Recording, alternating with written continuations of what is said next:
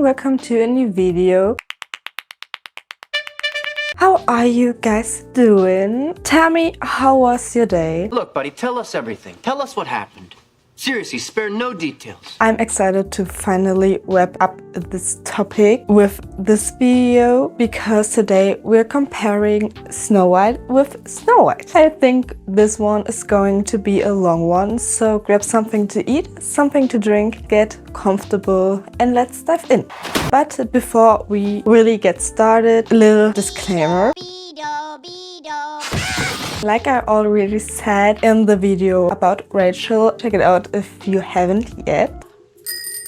I'm not going to talk about her skin color here either. And if it wasn't clear in my review, I honestly wish Rachel all the success. I think she's still playing Eva Perron in the musical Evita.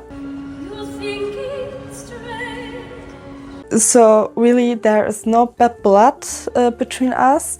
But I have to admit I am a little relieved, if that's true, that Disney won't be casting Rachel in future movies. But now let's get started. And for those who've basically lived under a rock for the last 80+ years, here a quick summary. Snow White lives with her evil stepmother, the Queen. Her stepmother is jealous and orders Snow White to be killed. Snow White escapes to the Seven Dwarfs, or rather to the magical creatures. The Queen, disguised as an old hag, poisons Snow White, but she also gets her fair punishment. Well, at least in the animated version. Snow White falls into a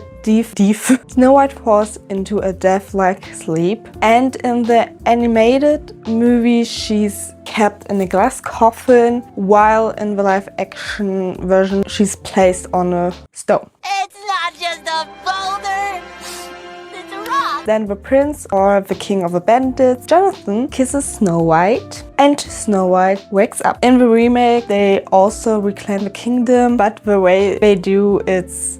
We're working our way through this list here. So let's start with the first point about the scenes. And the first question, how are the scenes similar? By the way, if I forgot scenes or music or I don't know, and you think it should be included, just drop it in the comments, because I'm definitely not going to sit through almost 2 hours of torture just again for this video. So we've got similar scenes: the poisoned apple, the broken spell, the chase through the forest. Then we've got scenes that are similar but with a different context. The meeting with those creatures, the well scene, but Snow White isn't dreaming and full of hope at the well. And those creatures, it's not great either. We don't get a curious Snow White learning all the names. Instead we got one who just breaks into the house and takes a nap. Wow.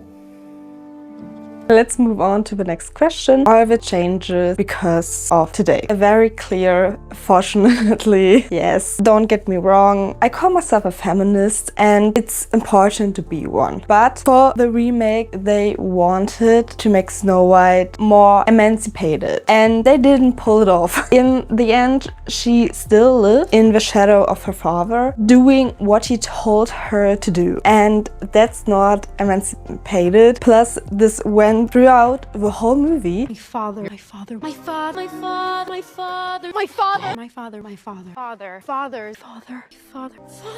And even though Snow White keeps calling herself fearless, fair, brave, and true, they even push that into the promo, which makes it even sadder, as you'll see in a moment. She was fearless, fair, brave, and true. She keeps saying it, but she doesn't do it. And she had chances. For example, when Duppy was bullied and she did nothing, which breaks my heart really. Or the moment when she just stood there in front of a queen. It's okay to be scared at first, understandable. she wasn't treated well. But come on, show us that you are actually those things. Don't just say it. Words don't alone make you what you claim to be. What Disney once said, the best way to get started is to stop talking and begin doing. The same goes for, like, an example, saying you're tolerant. Just because you say it, it doesn't mean you really are. But sadly, that wasn't enough. There's a second change, and that's the change in the meaning fairest of them all. They reinterpret it so it's not about appearance anymore, but about inner value, which is a nice idea in theory, but in practice it falls flat because we live in an age of social media where people risk their life just to fit in beauty standards. And yeah, beauty standards have always existed, but nowadays we've got ones you can't reach with exercise, only with surgery. So please don't let influencers fool you. And if doctors are already trying to inject fillers into minors, then I'm done.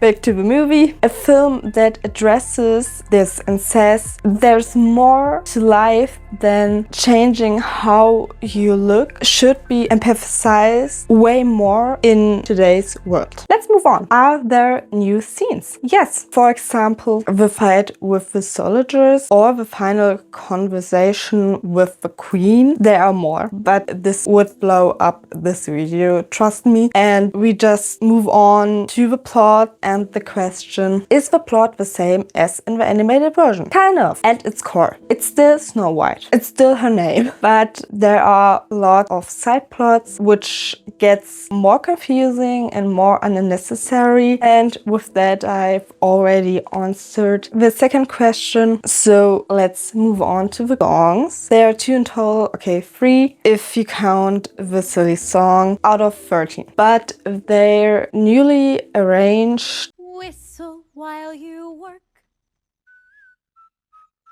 and lose their original flair, like Whistle While You Work. Just whistle while you work. There are new songs that makes up the over 10, but they just don't fit in the movie and don't add any value. Let's move on to the characters and let's not even talk about their appearance. So we go straight to the question of whether any were cut. And yes, some of the dwarfs were cut and then replaced by magical creatures who have the same names and look a little bit like the dwarfs. Then the prince got cut off too and replaced by Jonathan, a wish version, to be honest, of Robin Hood. So in that sense, we do have new characters. We also immediately get his followers who add nothing and really have no relevance except for screen time and wasted resources on costumes. Let's move on to them, whether they resemble original. In terms of colors, Snow White's costumes are similar, but otherwise it was a disaster, to be honest. I thought the Evil Queen's dress was quite nice, and all the new outfits, if you count Jonathan's hoodie, then yes. We completely skip point 6, so we're gonna just move on to the critics. In the animated version, the main criticism was the forest scene and also the whole fairy tale prince and true love thing, that it's outdated and not something girls should be taught. In the remake, of course, this was fixed. The forest scene is short and boring and you don't feel Snow White fear. Is there criticism of the remake? Oh yes, but for this you gonna check out my other video. Let's move on to the conclusion and the question, can the remake hold up? And the simple answer is no. And of course, and then you rightfully ask yourself, why?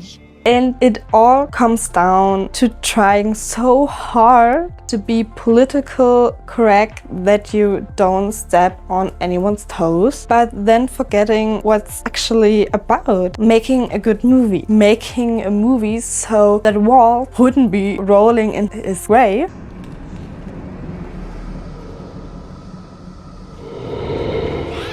Disney, I suggest damn it! Burn the movie. I could have made a better film. Give me money and 3 months and I deliver something better. And I wouldn't play any role. I wouldn't play the dwarfs. I would play Snow White. Maybe not the prince, but maybe I find someone who's gonna do this. Like I find a boyfriend, so it's not gonna happen. But I would play anyone. So what can I say in conclusion? I don't gonna get a boyfriend and I can say anything except... And if anyone wants to complain, it's just for kids. Even kids deserve good movies. And they're our future. They're the ones who paying our retirement one day. So let's teach them good things. If you liked this video, give it a thumbs up and subscribe to this channel so you don't miss any videos. Follow me on Insta and until next time. Ciao. Before... Oh, you Scheiße. Whoever sent this obviously has no idea about the physical limitations of life underwater. Well, might as well throw these in the fire.